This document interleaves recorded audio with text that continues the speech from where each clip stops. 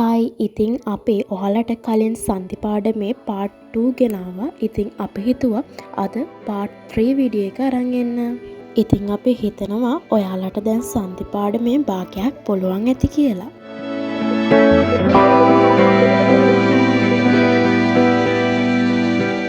ඉතින් ඔන්න වෙනද වගේම welcome to my video කියලා පිළිගන්නවා.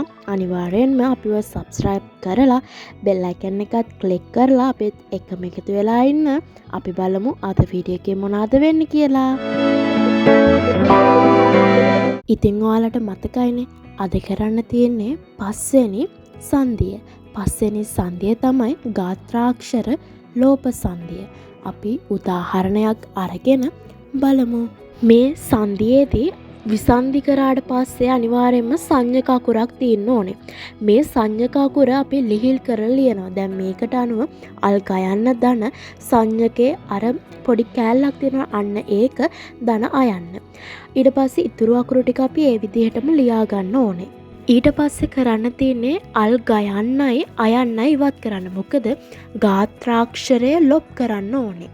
ගාත්‍රාක්ෂරය මෙතන ගයන්න, එතකොට අයන්න තමයි ඒක එකතු වෙලා හැදිච්ච ස්වරය. එතකොට අල් ගයන්නයි අයන්නයි අපි ඉවත් කරන්න ඕනේ. ඊට පස්සේ කරන්න තියෙන්නේ මෙන්න මේ සංඥක අකුරේ මෙන්න මේ කෑල්ල.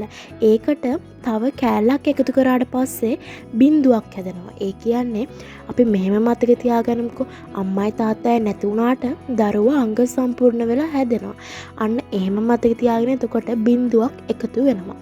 එතකොට ගන් දාලා හැදෙන්නේ ගඟ ධන දෑල එකතු වෙලා. ඔයාලට පැහැදිලි වෙන්න මම තව උදාහරණයක් ගන්නම්. මේක හොඳට බලාගෙන ඉන්නකෝ. අනිවාර්යෙන්ම විසන්ධියේ සංඥක අකුරක් තියෙන්න ඕනේ. එතකොට සංඥක කරන කෑල්ලක් තියෙනවානේ. ඒක නිරූපණය කරන ආකාරයක්. අන්න ඒක අංග සම්පූර්ණ බිඳුවක් බවට පත් වෙනවා අර ව්‍යංජන අක්ෂරය ලොප් කරාට පස්සේ. ඊට පස්සේ පෙර පරිදි අපිට සංධිය කරන්න තියෙන්නේ.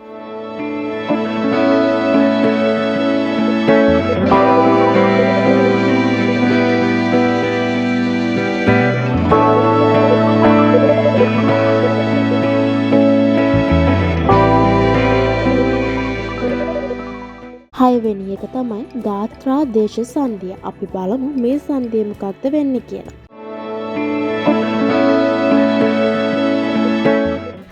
ඉතින් මම උදාහරණයක් විදියට ගත්තේ රත්ගම. රත්ගම ගත්ත උදාහරණය මට මෙතන වැරදිලා ධන ලකුණක් වැටුණා. එහෙම ධන ලකුණක් වැටෙන්නේ නැහැ. ඉතින් විසන්ධි කරනකොට රත්ගම විසන්ධි වුණාම රත්ගම ගම විදිහට තමයි විසන්ධිය ලියවෙන්නේ. මේ නමින්ම තේරෙනවා ගාත්‍රයක් ආදේශ කිරීම. ඒ කියන්නේ ගාත්‍රාක්ෂරයක් ආගමනයක් වෙනවා. වෙනුවට තමයි එන්නේ. ආදේශයක්නේ. එතකොට තීන අකුර අයින් වෙලා තමයි ආදේශ වෙන්නේ. එතකොට වෙනුවට ඇවිල්ලා රත් ගම විදිහට හැදෙනවා. බොහෝ වෙලාවට යම් වම් වලින් අවසන් වන වචන ගාත්‍රා දේශ සංධියට තමයි අදාළ වෙන්නේ. ඉතින් නෞෂධී බ්ලොග්ස් ඔන්ලයින් අපි ඔයාලට අද සංධි පාඩමේ 3 වෙනි කොටස ගෙනාවා.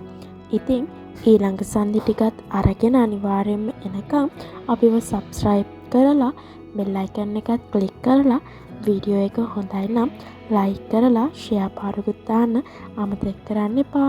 ඉතින් වීඩියෝ එක බලපු ඔයාට බොහොමත්ම ස්තුතියි. ඉතින් ඉගෙන ගන්න ආස ඔයාලට අලුත් වීඩියෝ එකක් අරගෙන ඉක්මනටම එන්නම්.